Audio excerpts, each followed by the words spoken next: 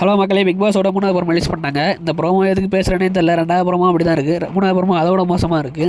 நம்ம கமருதீனும் நம்ம பார்வதியும் அவங்க 2 பேரும் ஜோடியாக சேர்ந்து டான்ஸ் ஆடுறாங்க, கொஞ்சிக்கிறாங்க, குழாவிக்கிறாங்க, லவ் பண்ணிக்கிறாங்க, என்ன கண்ட கருமாந்திரம் எல்லாத்தையும் பண்ணிக்கிறாங்க.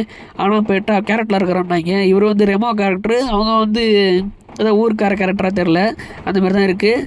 அவங்க புருஷன் வந்து கமருதீனா, ஆனால் இவர் வந்து ரெமோ. ஆனால் இவங்க 2 பேரும் கள்ளக்காதல் பண்ணுறாங்களா, அந்த மாதிரியான போய் தான் போகுது.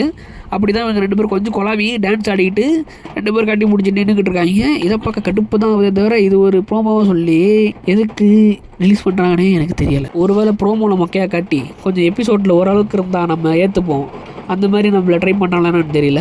இல்லை எபிசோடில் ஒரு மண்ணுமே இல்லை, இது மட்டும் தான் இருக்குன்னு சொல்லி ப்ரோமோவில் போடுறாங்களான்னு தெரியல. ஜியோ ஹாட்ஸ்டாரில் ப்ரோமோ விடுவாங்க, அதுவாச்சும் நல்லா இருக்குன்னு பார்த்தா அது இதை விட மோசமாக இருக்குது. அதனால் நான் இதையே போட்டேன்.